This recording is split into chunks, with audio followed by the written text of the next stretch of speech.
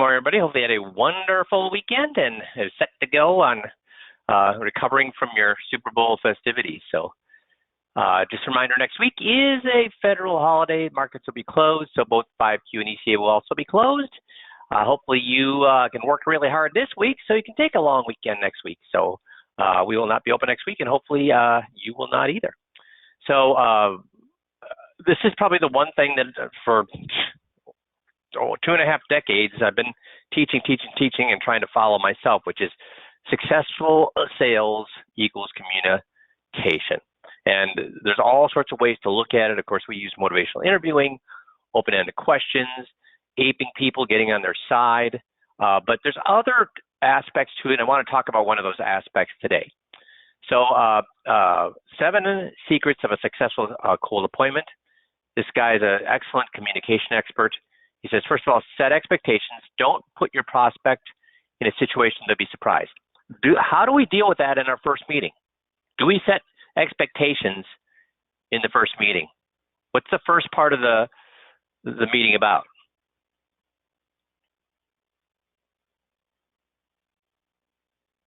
And more importantly, yeah, no, that's right. Notice that's where we about information. Yep, Steve. And then Nick nailed it for on our second meeting. What expectations do we set? Because they come in thinking, okay, this guy's going to come in. He's going to be making recommendations. He's going to be trying to sell me something today. But what's the first thing we do in a 21-point checklist meeting? We let them know that what? There will be no decisions made today because we don't know what you like and we don't know what you don't like. So that's what our job is today, is find out what you like, don't like. After that, then I can go back and come up with some recommendations for you. So we set that expectation right up front, both at the first meeting and the second meeting. Have a tight, disciplined process. This is probably the main complaint guys have about the 5Q or the 21-point checklist system is it is such a tight, disciplined process to the point where I'm telling you what to say word for word. But why am I telling you use these scripts and use them word for word? We've been going over them now for a year and a half, most Monday coaching calls where we go through the script. They work, Steve. They work.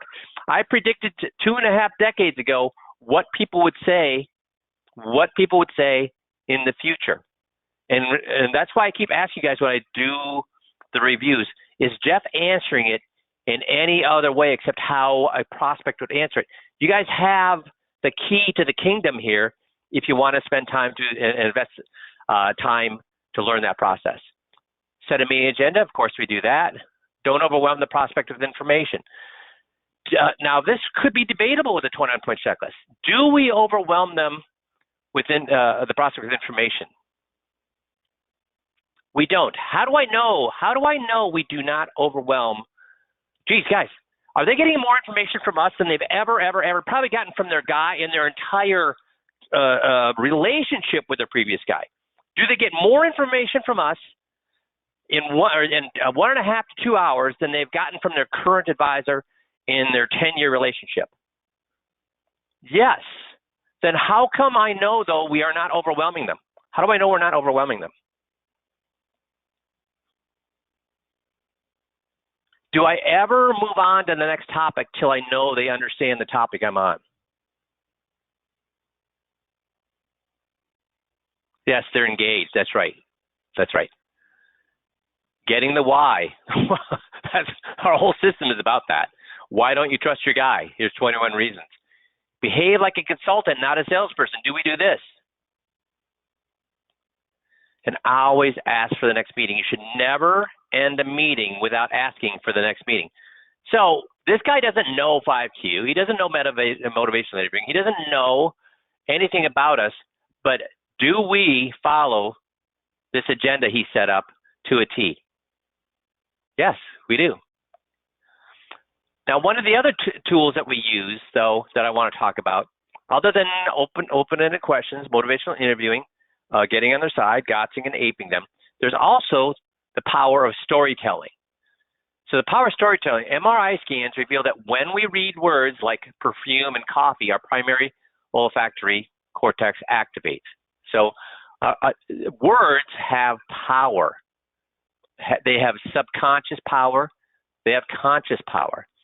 2, individuals who frequently read fiction seem to be better understand other people and display a greater empathy. 3, when someone listens to a character-driven story, their brain immediately floods with oxytocin, a love hormone. Guys, first of all, before we go into the other 3 here, do we use stories with the 5Q system? In every single topic, am I using a story with every single topic? Yes, and that's really one of the reasons people don't get overwhelmed, because they're like, oh, this isn't really a complicated topic. This is like this thing in real life. 4, our brain will ignore cliched words and phrases, a phenomenon that scientists theorize is caused by loss of storytelling power. So when you start using technical terms, jargon, and cliches, you're going to lose them. Telling stories, they get engaged. The hero's journey story model is the foundation for half of Hollywood movies and the majority of most TED Talks. We don't really use the hero story in what we do. The hormone cortisol is released during the rising arc of a story, prompting a powerful emotional reaction. Guys, do we use emotional stories? I'm actually going to show you one example today, which gives you the answer. Yes, we do use emotional stories. We get people involved with that. So we're going to kind of walk through that today. Storytelling is the most effective way to merge meaning and emotions. And see, that's where most advisors fail. That's where I failed when I was making $50 grand a year. I was excellent at laying down the logic of why what they were doing was wrong and how they could do better. I was excellent at laying down the logic of why their guy was screwing them. I was excellent at arguing and showing them I was right and they were wrong. That got me nothing. So storytelling is the most effective way to merge meaning and emotions. Guys,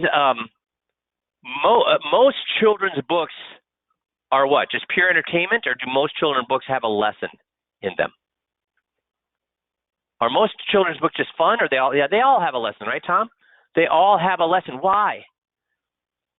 Children learn better from stories. We learn better from stories. In fact, why do we learn better from stories? Why do we understand stories? Why do we remember stories? Because it's in our DNA. Why? Back before we had writing utensils, back before we could had computers and pencils and pens and ink and paper and papyrus and tablets, how were stories passed on? How was information passed on? Orally, through stories.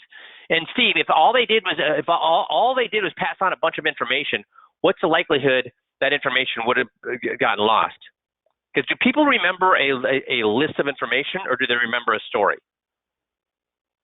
People remember stories. They understand stories. And in fact, our whole belief system, whether you believe in no matter what religion you are, the book that you follow, is it just a list of things that you need to do and not do? Or what does every single book of belief have in them? What is it all? It's all stories, stories, stories. All stories, stories, stories. I mean, we have in the Christian religion, in the Jewish religion, we have the 10 Commandments, right? So really, we don't need it. Hey, 10 Commandments, you can fit that on one tablet. Why is the Bible a gazillion pages long?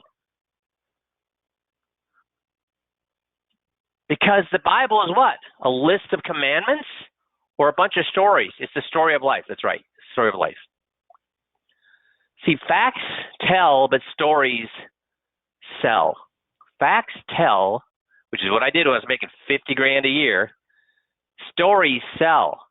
That's what you made. That's when you have an unlimited upside potential to your income, when you can tell stories. Think about this. I've talked about this before with what is the name of that glassware company? Not corn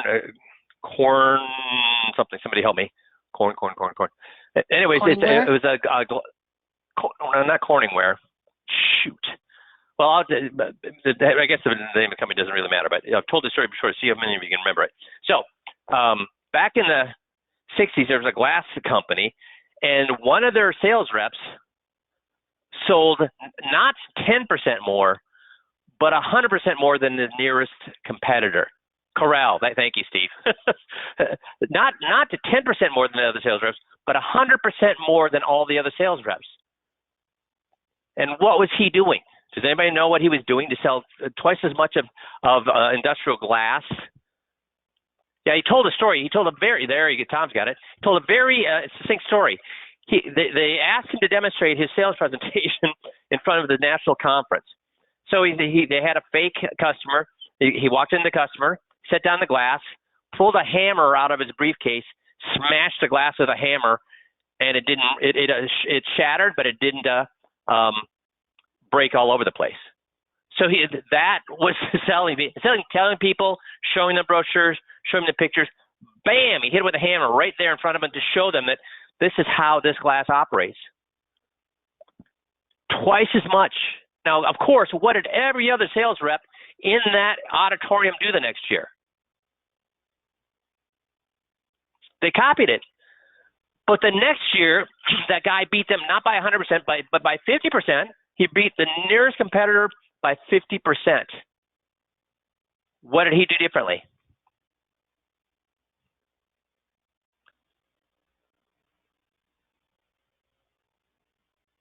He gave the hammer. That's very good, Tom. He gave the hammer to the customer and let them bash the glass. So that, and there's lots of psychological reasons why that worked even better. But guys, our equivalent to that is, do we tell a story or do we let the client tell the story for us? We set the story up, we ask them questions, but who tells the story? Us in our scripts, or do we let the customer tell us the stories in our scripts? See, they tell. We're using, that's right, Steve, we're using the same mentality of telling a story, but letting them tell it, and that's why clients will answer the exact way that I predicted 25 years ago they would answer. So a great example of this is the beneficiary story. So let's go through the anatomy of a great story. First of all, it has to be credible. The story has to be credible. So we're going to talk about the beneficiary story, because remember, we talked about this a few weeks ago, that the beneficiary story is full of a bunch of stories to avoid known objections you could get. So one of the objections I would get the beneficiary is that, oh, you know what? I know you're saying it's going to not go through, that it's not going to go to my family, but it's in my will. It's in my will. And so we had to come up with a story to make sure they would tell us that, no, you can have the best will in the world, the best trust in the world, but it ain't going to matter, because whatever the beneficiary page says, that's where it's going. So we came up with the story to have the client tell us, so they remember, oh, that's right, it does not go through the will, because we did not want an argument. So we're going to go through that story here in a second, but I want you to see, is that a credible story? Sure it is. Is it a simple story? We'll see whether it is. Is it a concrete, tangible, and relatable story? Is it unexpected? Does it have a climax? Does it use metaphors? Is it something they would remember? Is it emotional? Make the story personal. Have emotional pain, negative result. Allow people to immerse themselves in the story. So let's listen. I'm going to come back to this slide, but I want you to listen to what we're doing here. And if I can find to get out here, second to my actual video, and we're going to go to the beneficiary, just a portion of this beneficiary.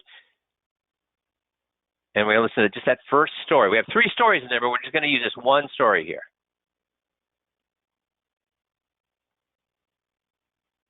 Your 401k, your IRA and your 401k, that's right. Yeah. So if something would happen to you, Jeff, who's the beneficiary in those accounts? Rochelle. And Rochelle's beneficiary is? Me. You. That's the right way to do it. So good job on that, because people do get that fouled up. Let me give you a quick example. I had a guy came in and he was just distraught. He was 40 years old, had a 2-year-old and a 4-year-old, and they just lost their wife and mother. They'd been married just 5 years earlier when they were 35 years old. Okay. So he was distraught because this is what had happened. His wife was a high-powered executive. They had $400,000 in that account. Okay. And he was a stay-at-home dad. Do they think they need that money or not need that money? Well, he needs it now. Needs it now, right? So when she got out of school, again, she didn't get married for 10 years until she was 35, right? Mm-hmm. When she got out of school, she went right to work for this company. And again, she was very successful with the company. But when she started working for the company, she opened up a 401k. Now, she wasn't married and wasn't going to be for 10 years, but she did have a mom and dad, and she did have a 20-year-old brother. So guess who she said the beneficiary was? Mom and dad, or mom and dad first. Yep, mom and dad, or the brother. So mom and dad first. If something had mom and dad, she said what?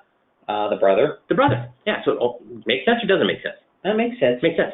So in the next 10 years, unfortunately, she lost her parents, both of her parents, and her brother had been having some problems, had been in and out of rehab, little skirmishes with the law, etc. So the reason I bring that up is because when this gentleman and his wife got married at age 35, they were smart, just like you. They got all their estate plans put into place. They got their power of attorneys in place. They did all those things. They did all the right things. Okay. Except for one thing. She forgot to change one thing, and guess what it was? Probably the beneficiary on that account. The beneficiary on the account. Mom and dad are gone. Guess who it went to? The brother. And because he's a good stand-up individual who's been in and out of rehab and skirmishes with the law, guess what he said? I'm going to do the right thing and give it to this gentleman, or guess what he said? I'm going to keep it. And the gentleman had already been to the attorney, and guess what the attorney told him? Will doesn't apply. Not a lot you can do, yeah. Yeah, so he wanted to know from me. Guess what I had to tell him? Not a lot you can do. So you can have the best trust in the world, the best will in the world, but if it says somebody's going to be the beneficiary, does the will and the trust matter, or whoever you mention as beneficiary is going to get it? Whoever you say is the beneficiary is going to get it. So you got. So let's go back. Let me get up out of here.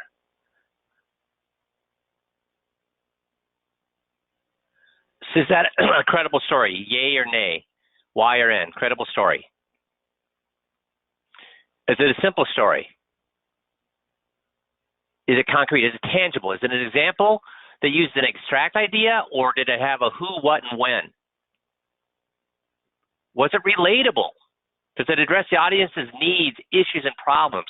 Was it unexpected that this poor guy and kids didn't get the money they were owed? Did it have a climax? Was it memorable? Was the story emotional? Did it have pain involved or a negative result? Do you think people, how did I know Jeff was immersed in the story? How did I know Jeff was immersed in the story?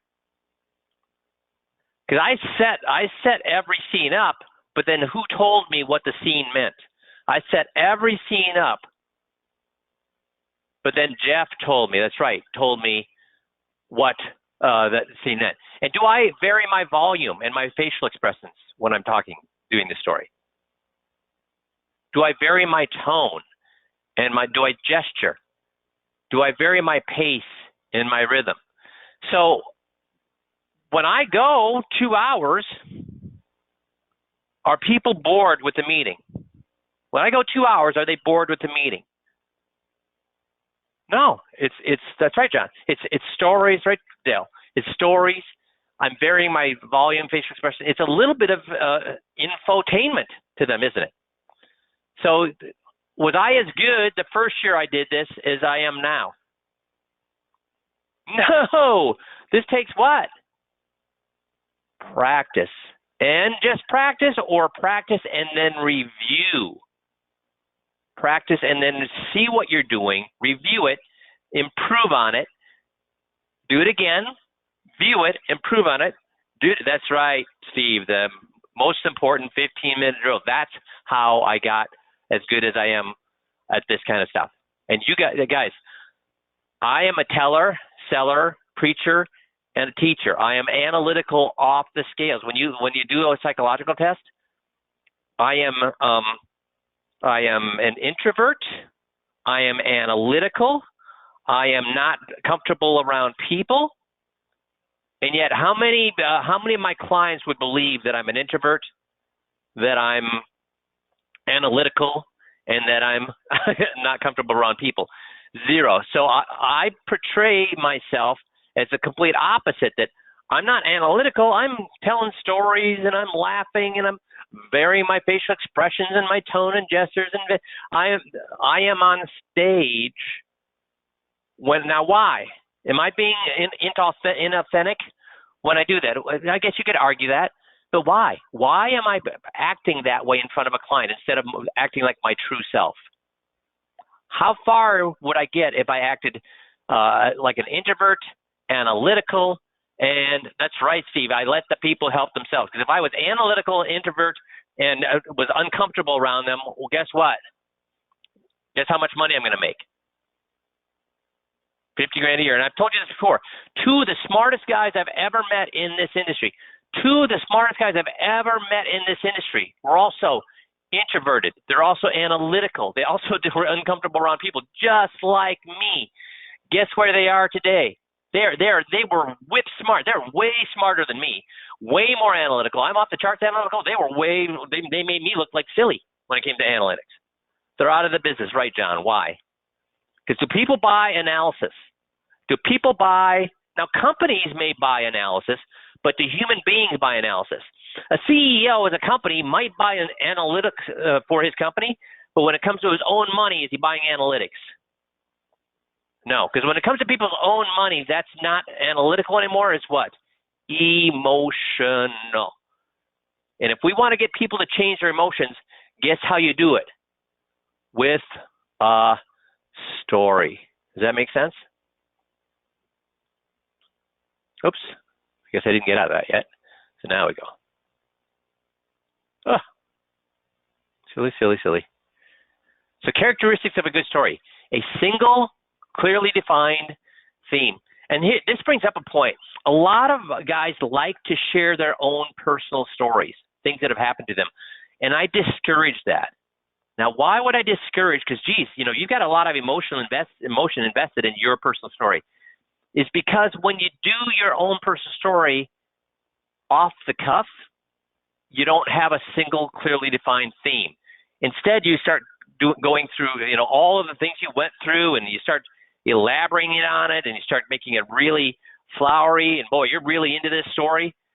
And the story is fantastic. The story is very interesting, and it sucks the people in. But what's wrong with that? Are we just about telling stories?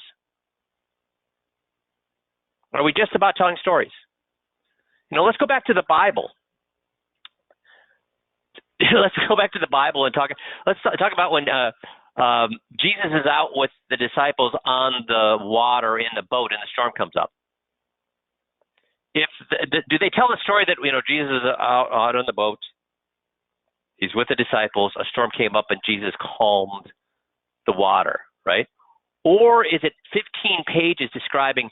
They're on the boat, and they're really having a good time, and Paul he caught a carp, which they all made fun of, and Jesus was actually having the best day. He wasn't even using a rod, and the fish were jumping in the boat. And then, did they go into a lot of detail like that, or did they get right to the point of the story? They told the story, but did they get right to the point, or did they go into all sorts of other things? Why don't they go into all sorts of other things? If they go into all sorts of other things, what happens to the theme? What happens to the moral of the story? It gets lost. That's right. So you need to have, that's why the stories I've created for you weren't the first stories I came up with. Those stories have been honed by doing them 100 times before I got to the point where, okay, the story is perfect now.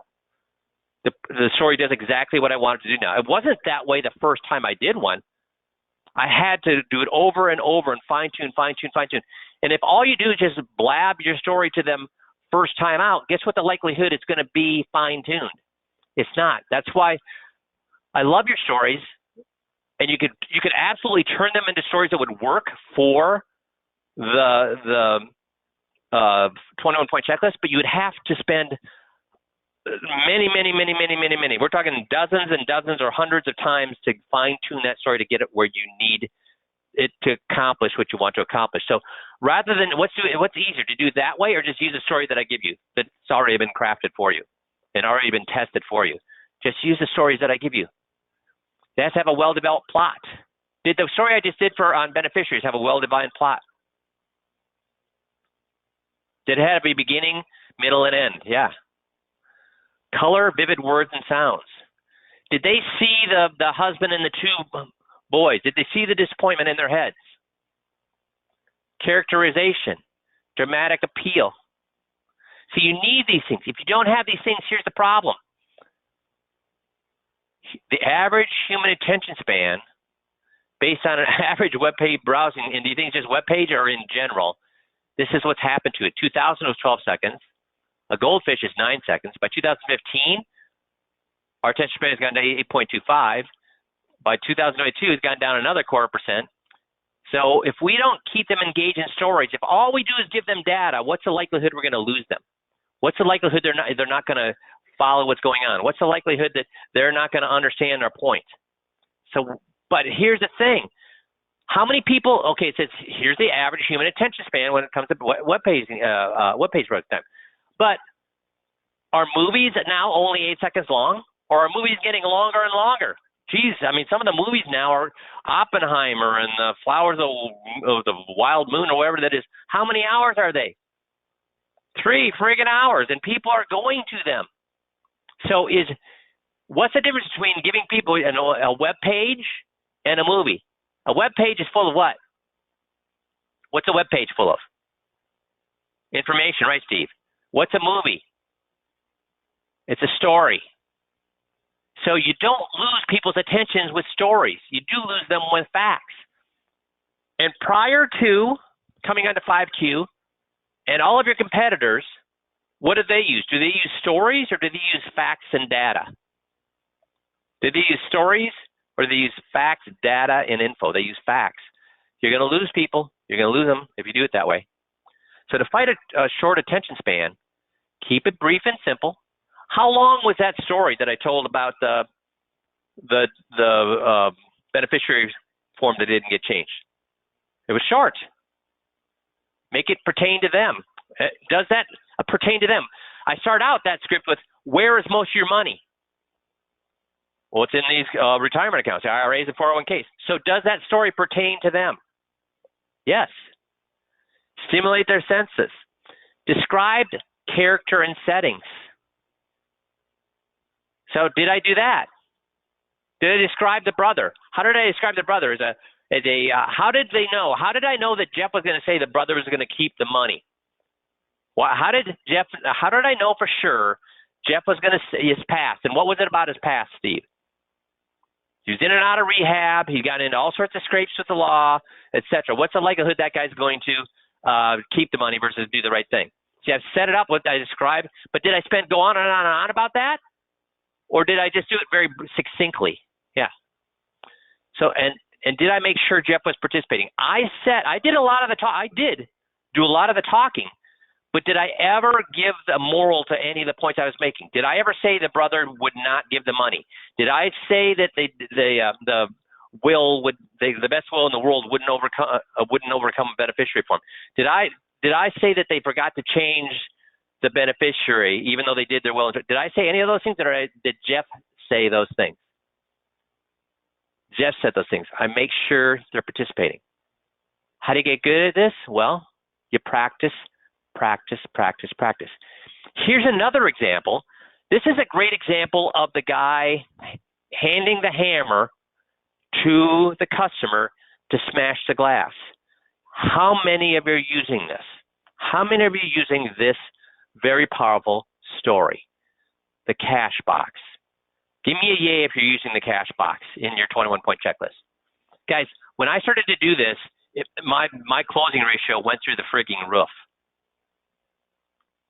Is anybody using the cash box with their story, with their 21-point checklist? I'm getting nobody. Guys, you are missing an unbelievable giving the client the hammer to break the glass. So what I would do is when I got to the point with how much money they could save on taxes, they could save on fees, they could save on unnecessary costs, I came up with a number. So let's say that number was $7,200. I had a cash box, and Missy can validate, this is a cigar box, and it was full of hundreds and fifties. Now, I only kept $3,500 in there. And I just would use whatever timetable. So guess what timetable I used when I was telling people the story? If they were able to save them $7,200 between their taxes, their unnecessary costs, unnecessary fees, with $7,200, guess what timetable I used? I could use quarterly, absolutely, or I could use just basically 6 months, right? Either or, quarterly or 6 months. Because half of 7,200 is 3,500, about 3,200 or whatever. No. It's going to be 3,500, a little bit more. So to be absolutely 100% accurate, I'd have to do quarterly, right, Steve? But I would just do it 6 months, and I'd say, okay. So folks, so it looks like when we add up your taxes, the unnecessary taxes that you're paying, unnecessary fees that you're paying, unnecessary costs that you're incurring, it comes up to $7,200 a year. Can I show you exactly what that $7,200 is? And they'd always look at me like, what do you mean show me? It's right there. I know what $7,200 is. But guys, do they really know what $7,200 is? When they see that number on the paper, when I say $7,200, because here, has that $7,200 in unnecessary fees hurt them? Has it hurt their lifestyle? Has it hurt the way they conduct their life? Has it hurt when they go on vacation? Has it hurt how much, what kind of Christmas do they have? Has it affected them in the least? So what kind of emotion does that $7,200 have on paper? A lot or virtually nil? Yeah, virtually nil. So how do I turn that from virtually nil into a kick in the crotch? It's by this. When I said, so do you mind if I show you what that $7,200 is? Well, and they look at me and say, okay. And then I always kept my box not in my desk. I had to actually physically get up and walk and get the box off of a bookshelf. Now, why did I do that? Was that necessary, or could I just have it in my drawer? Is that setting a stage? Is that creating anticipation when I actually get up from my desk and walk over, grab a box off the shelf? What's going on in their mind when I do that? What's going on in their mind? It's really traumatic. That's right. And then I sit down and I open up, and then when I open up, there's a friggin' pile of hundreds and fifties there. I don't care how much money you have. When you see a pile of hundreds and fifties, what happens to your brain, heart rate, and everything else? Do I have your attention? And then I would say, well, here's what $7,200 is. I'd take out the lots. I'd say, it means this. And I would count them out. I wouldn't just have it measured. Wouldn't just shove a bunch of hundreds at them. I'd say, no, let's look at this. So this means that every single month, I'm sorry, not every single month, every 6 months, so every June and every January, somebody's going to ring your doorbell. And then when you answer, they're going to say, here, Mr. and Mrs. Smith. They're going to say, here, 100, 200, 300, 400. I'm counting them out. 500, 600, 700, 800, 900, 1,000. Move it to a pile. 100, 200, 300, 400, 500, 600, 700, 800, 900, 1,000. Move it to a pile. 100, 200, 300, 400, 500, 600, 700, 800, 900, 1,000, 3,000. 100, 200, 300, 400, 500, 500. So that means so I've got 4 piles, 1,000, 1,000, 1,000, and $500. Are they looking at me now, or where are they looking? They're looking at me, or where are they looking right now? They're looking at the money. I say, so it'd be like somebody every January 1st, every June 1st, ringing your doorbell and handing you this much cash. And guess how much tax you have to pay on that cash? Nothing. Guess how much fees there are in that? Nothing. And inevitably, I tell you, 99% of the time, guess what people would say at this point? 99% of the time, guess what people say? They wouldn't say, wow. Guess what they'd say? Or maybe they did say, wow, but more importantly, they said something else. That money's sitting right in front of them on the table. What would they say? So can I have that? And at that point, when they said, can I have that? Guess what I'd do? I would sweep it all into a pile back to me and say, of course you can have that. You just have to what? You can have that every 6 months, and that number would grow every 6 months if you do. That's right. If you work with me, if you follow the plan we've laid out, if you remove the unnecessary taxes, if you remove the unnecessary fees, if you remove and folks, here's the thing. That $7,200 is out here right now. Who are you giving that $7,200 to? Who are you giving that $3,500 to, or $3,600 to every 6 months? Yeah, someone else. Who is that someone else? Your advisor. So the question is, do you want the advisor to continue to get this pile of money every 6 months, or do you want to get this money every 6 months? Guess how many people, guess how many sales I lost when I started incorporating this?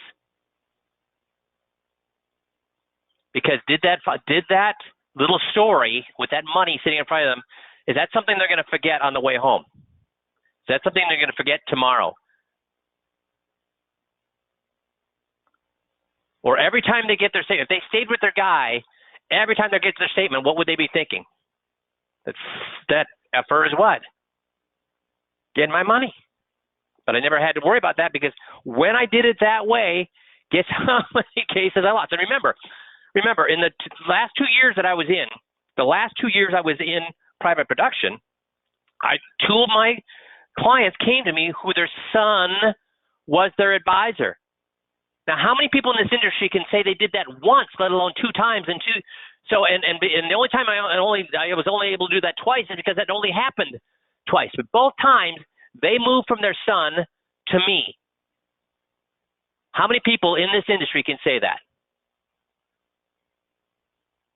And if you're gonna bet on any other advisor in the world or me on getting somebody to leave their son, who do you want to bet on? Now, do you want? Are you interested? We got a little extra time here. Do you want to know how I got them? That son, or those people to leave their son and move to me? You want to know the backstory to that? Is anybody interested? Okay, you're saying yes. So I would go through this same whole scenario with this money. I'd go through the same scenario and say, so now here's what we have to understand. I get it. Is your son trying to take advantage of you? No, he's not. He's your son. So, and do you want to have Thanksgivings that are uncomfortable, or Thanksgiving where everybody's still happy with each other? And what do people say? No, I'd rather, this is a little uncomfortable. I want to do what's right for me, but now obviously if we could do this in a way that would be good for everybody, I'd rather do it. Okay, yeah, we would, right? So right now, the reason your son is in business is to make a what? Or to make a profit. Yes. So this $7,200, or every 6 months, of this $3,500 every 6 months, guess what? Is he getting all that money, or do you think his company gets some of that money? Well, I'm sure the company gets some of the money. Yeah, the company gets some of the money. In fact, out of this $3,500, your son's probably only getting about $1,000.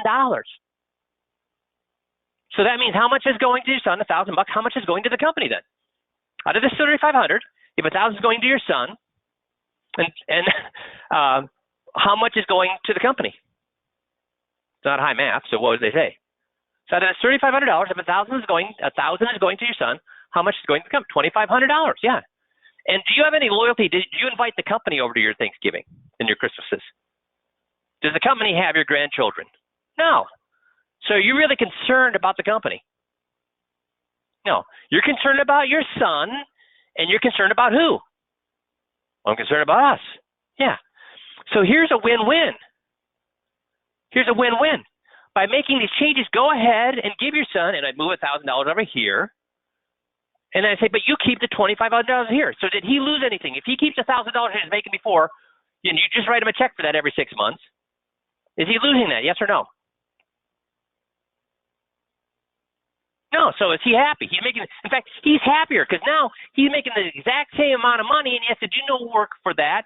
He doesn't have to worry about the market going down and you complaining about it. I mean, he gets $1,000 for doing nothing. So and you get the $2,500 here. So who's the only entity out then? Is your son out? No. You get the $2,500, so are you out? No. Who's out? The company. So if you really want, first of all, do you want to save this money? Yes, I do. So then what's the best way to do it? Now, here's the thing. Was I being considerate to their son by doing it this way? Yes or no? So did I look like I was saying, hey, screw your son, let's come over? Yeah, so I looked like I was considerate. The funny thing is, guess what both those people said? Guess what both the people said? They were going to give the son them $1,000? Nope. Guess what? He's got it. Guess what they said? Well, no, he's. We got him a start. We gave him a start in the business. He's doing fine. No, we don't even need that. So, guys, that's that's how I got even the people who had their son as their advisor to move their money, because I was still considerate and without a story. Was I still using a short story to get the point across? Yeah. Makes sense? So short stories, another way that I had a short story, a very short story, is I always had a crystal ball on my glass. A crystal ball on my desk. A crystal ball on my desk. And I would use that by saying what? When would I use that? During the FIA presentation. Is there a slide in the FIA presentation where I say, do I have a crystal ball where I can look into the future and tell me what's going to happen? No. Do you have a crystal ball? No. Does your advisor have a crystal ball to tell you what's going to happen? So anybody who tells you they have a crystal ball, because if I had a crystal ball, you had a crystal ball, or your advisor had a crystal ball, how rich would we be? How rich would we be? We'd be the richest person on earth. So anybody who tries to tell you that they can predict the future, they have a fund that's going to beat the market, a fund that's going to be more safer than the market, a fund that's going to do this, that, or other thing, a stock that's if they tell you anything like that, they're 100%, unless they're living on a yacht on the Mediterranean, we know they're what? Yeah, it's BS. So did I just tell their BS, or did I use a story? Did I use a story to have them realize that their advisor, who's been telling them that he's got this great algorithm, he's got this great money manager, he has this great whatever, is full of BS? Did I tell them that, or did I let a story tell them that? And did I tell them that, or did I let them tell me the moral of the story? Does that make sense? So we have these little stories buried all throughout this. So one of the places that we use stories, obviously, is a little bit on fees. I'm not actually going to do one of the videos for this. We already did a video with the beneficiaries showing how that worked. But I want to show you some with fees, because in the training video we do VAs. Is everybody's money in VAs? No, we found that about 30% of people's money is in VAs, 70% of it is elsewhere. So do we have scripts and stories for the other fees? Do we have scripts and stories for yes, we do. And where is it? Well, if you go to the 21-point checklist and hit, oops, what the heck happened there? Fees, we have the variable annuity script. We have the managed money script. I'm going to come back to this in a second. We have the mutual fund script. We have the REIT script. We have the script for the do-it-yourselfers. Now, we found that most people right now, after decades of this, more and more people have their money in managed money. So when you do managed money, when handling any prospects with managed money in their portfolio, the order of the 21-point checklist is slightly modified. With any managed money involved, you will go from the beneficiary section directly to the interest rate volatility, investment weighting, manager tenure, and then handle the fees, including money market, including money management, plus the other investment types and turnover sections after manager tenure and immediately after risk reward. And if you get confused, basically what we're doing here is we use, for the money management script, we use the risk reward scatter plot. We use the risk reward scatter plot. Why for money management? So we're not going to do fees and then later on do a risk reward, which is normally the last script. The fees are the risk reward. And why are we using, for a money manager, why are we using the risk reward graph for the money manager story?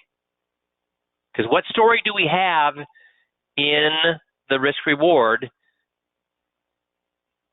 that equates to a money manager? What story do we have in the risk reward that equates to a money manager?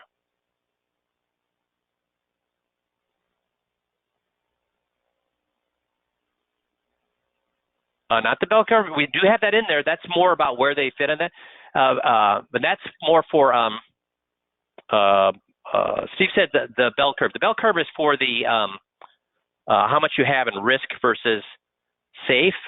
But I'm talking about the scatter plot, the Morningstar scatter plot, where you have the risk reward. How much risk are they taking for how much return they're getting? Nick's got it. The cable company. The cable company. So we have them explain the chart to us. We draw the line through there, and we say that what? This line is what they get for free. And before we do that, we say, now, if you were in an apartment building, or your son was in an apartment building, he said, he called and said, hey, Dad, I got a question. With my rent, I get 100 channels. I get 100 channels of cable TV for free.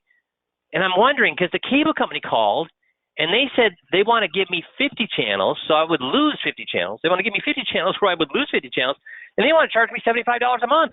What should I do? What would you tell your son? Well, don't be a bonehead. Take the 100 for free instead of getting half as many for $75.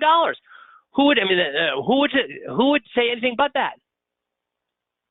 Okay, so guess what? See this line here? This is a no-cost line. This is what you get for free. But where are 90% of your investments, above or below this line? Below. And you get that for free, or how much did we say you were paying here a few minutes ago? Oh, $7,200.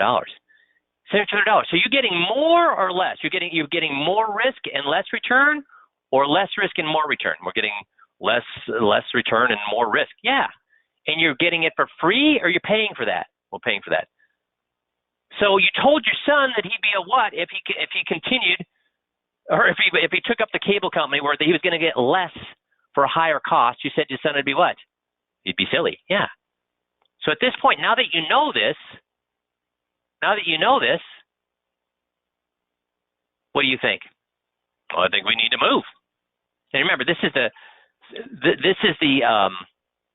and there's other stories involved with the money manager, but that's why we're using the money management or the risk reward script for the money manager, because basically it's just saying, hey, your money manager is charging you how much in fees and giving you higher risk and less return.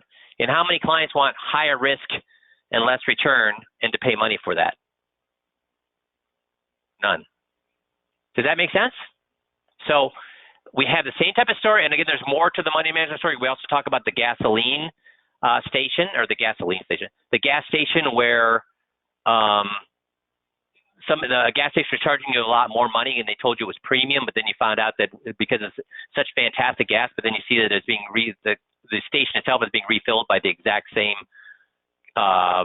tanker that filled the one across the street, which is far cheaper. So I mean, there's another story involved there, but the point here is where most of their money is, that's the fee script you're going to want to use. But in these fee scripts, do I use stories? Yes, every single one of them has stories involved.